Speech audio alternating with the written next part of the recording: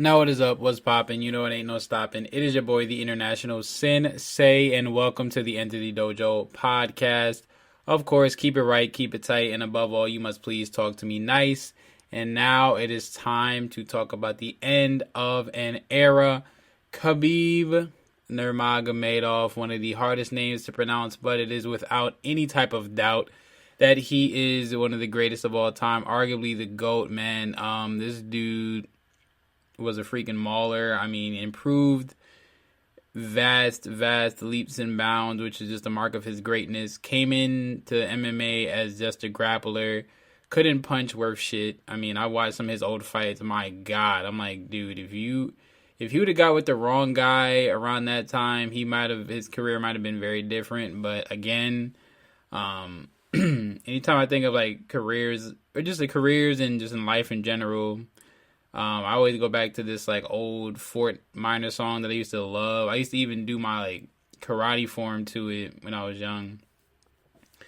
It was called Remember the Name, and it was just like 10% luck, 20% skill, 15% concentrated power of will, 5% pleasure, 50% pain, and 100% reason to remember the name. And that 10% luck is a real thing. By the way, I do not own the rights to that song. Fort Minor, do not come and get me. But I love that song just for the reference. Definitely go listen to that song. It is a classic. But, I mean, you do have to be a little lucky a lot of times in your career. I mean, you have to be fortunate enough to get the right fights at the right time. I mean, fight the best guys when you are at your absolute best, when you're ready, when you're prepared, when the stars are aligning, you know what I'm saying? And the stars honestly didn't really align perfectly for Khabib in his last fight. As most of you might know, some of you who do not know, he did lose his father. Rest in peace to his father. I mean, it's brought him through the mud. I mean, that man is a great man. He was with him through all of his fights, training him, was there on his side at all times, man. And now he is just looking down upon him, his son, and just smiling. But I know it's something that's very difficult to have to do. I know for me, I mean, thank the Lord that my father is still here. But having tournaments where he couldn't come was very hard sometimes. I mean, like looking in the stands after you would win and not seeing him. And granted, he went to a lot of my events, but there were some that he couldn't make it to because of work and things like that. Obviously, my mom was still there and she was awesome in there. But I just always liked having both of my parents there with me when I was competing. So I could definitely understand that from Khabib's side, but having to completely lose your parents, I'm very glad that I don't know what that feels like, just because I know it is a very devastating thing. I mean, his father lost his life to coronavirus. Similar thing happened very early on in the pandemic to Roger Mayweather. Again, rest in peace to another outstanding coach, father, friend to a lot of people in the fighting community. And this is rough. I mean, like the fact that a person can go into a fight fresh off of losing their pops. I mean, it was maybe a month or two. Not even, I don't even know if was it even a month after his father died? Something around that. Maybe a month, maybe 2 months. And I think 2 months is probably pushing it. But going in there after losing his pops, fighting his ass off. I mean, his striking got so much better. His footwork got so much better. I mean, I've never, in his entire career, you really never seen him on his back, threw up a triangle choke, was able to submit him. I mean, this dude is a monster. I wish that he wasn't done, but, I mean, you got to respect him for what he's done. 29-0, the only person to ever have a completely unblemished record, never got caught cheating with drugs like a John Jones, like Anderson Silva have. Never had any issues like that. And granted, I love Anderson Silva. He's one of my favorites. But he had the drug scandals, and then he just started losing. And now he's one of those guys that doesn't know that his time is up. Anyway, back to Khabib. He looked outstanding, and I think he's like showing a lot of just different facets of the game, showing how great his wrestling can be, showing that he has relatively high level striking. Obviously, he's not going to be getting into like these crazy firefights and doing all this like extravagant technique and striking. He's never going to be an Israel Adesanya type.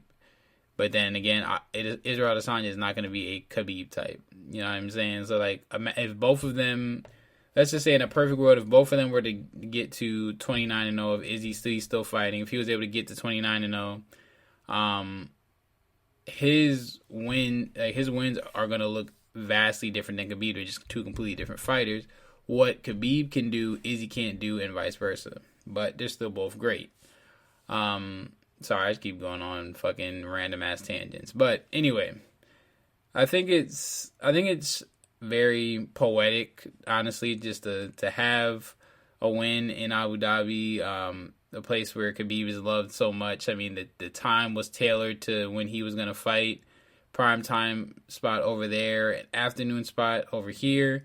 And you can just see the raw emotion on him. I mean, him making the weight is like I guess like he knew that he was going to retire, so the last time he's making this weight, him getting in the ring, the last time he's getting in the ring, him submitting Justin Gaethje, the last time he was going to submit somebody. And then it was almost like, it was less about the celebration. It was more of like a sigh of relief, like I did it, and I did it, I'm done, I'm undefeated, I beat all of the best. He took out Conor, he took out Dustin Poirier, took out Justin Gaethje. I mean, took out so many big names. Who else did he take out? He took out Michael Johnson. Did he fight? Damn. I'm trying to think who else. Like she's like the list is just ridiculously long. Ally Quina. So many freaking people. Oh, I was thinking Kevin Lee. I don't remember if he fought Kevin Lee or not. But just the list is so long. I mean, obviously we never got the Ferguson fight, and that's Ferguson's fault because he got his ass whipped by Justin Gaethje in 5 rounds, so that's on him. But it's pretty crazy to think about. Think about the fact that you really don't miss these guys until they're gone, and the fact that people are like going crazy about it literally like right after he retires means that he's going to be missed even more when he's gone. Just because like there really isn't anyone else that kind of fights like him. I mean, a lot of the guys that are left in the division now are mainly strikers. So, I mean, I'm trying to think. Poirier can grapple, but Conor really is mainly a striker. Dustin is mainly a striker. Tony's mainly a striker. He can obviously submit off his back when he gets on the ground, but he doesn't really like to go for takedowns.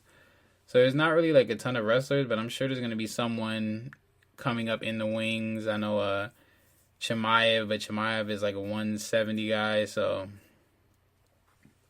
we shall see. But I definitely have to say, shout out to Khabib. What an amazing career. What a great fight. I had no idea he was going to freaking submit him that fast. Box with him as well as he did. His head moving looked so much better. I mean, shout out to AKA for getting the man right, because Daniel Cormier always talks about how bad his like punching was before he got to AKA. So being able to kind of mold him into the man that he is now, I know that has to be a very, very powerful thing for a guy like Daniel Cormier, because he's such a humble dude. And I think the fact that Khabib had to watch DC fight Stipe and lose, and then he comes back and wins, I know that was definitely a big thing for Daniel as well, because I know he was helping him prep for Stipe and vice versa. So the fact that his guy could go up to go out on top is definitely something that brings joy to a guy like DC and brings joy to all of us, because people always want to kind of like down the successful guy, you know what I mean? They always want to see the winner fail, they always want to see him lose, blah, blah, blah. But when seeing a guy that really kind of does what martial artists are supposed to do, I mean, he's not like an overly flashy guy, he's not really like blowing all his money on whatever, he's just about the art, man. I mean, even when he got into that altercation with Conor, he was like, look, this is a respect sport, I want to have respect, I want things to be respectful. And you saw that in the fights after the Conor fight, and even fights before that, where he was just such a respectful dude. He respects the art of combat. We go in there, we're trying to take each other's heads off. After we do that, I have no ill will towards you. You have no ill will towards me, and it is what it is. I respect you because you chose to get into the ring with me to bleed and cry and hurt for these 5 to 25 to sometimes 5 seconds if you're so unfortunate to be taken out that early. But I would say that you gotta give it up to him. I would say just show love, man. Show love to everyone that is in combat sports. I mean, I competed quite a little bit. I mean, when I was much younger. I mean, I'm not old now, but competed when I was much younger, and I got out very early, which I'm thankful that I did because I see the long-term effects of having like a long fight career. But I'm very glad that a guy like Khabib came along, did his thing, made his own mark, and was able to do it his way. And you know what I mean? He wasn't a super big trash talker. He wasn't a guy flashing all his money, wearing all these suits, all this kind of stuff, getting in all kind of legal trouble, taking steroids, all that kind of stuff. He avoided all of that. Stayed clean, stayed strong, and stayed on the path of victory, and left this sport undefeated, man. So I got to tip my cap to him. Definitely want to say shout out to Khabib Nurmagomedov. Rest in peace to your pops, man, the OG. And again, man, love one another. Be nice to each other. And shouts out to the UFC for being the leader in bringing sports back after the pandemic, making sure all their athletes are safe, making it so that we get great fights, and also just giving fighters a chance to make some real money, man. Big shouts out to them, man. Much love, and I cannot wait for the next card. And with that being said, man, this is the Entity Dojo podcast. I'm the International Sensei, man. Please follow me on Twitter at Sensei_Global21. Instagram is at International_Sensei. And the Entity Dojo podcast is on SoundCloud, Spreaker, iTunes, and all that. With that being said, man, thank you guys once again. And we must now exit the dojo. Us.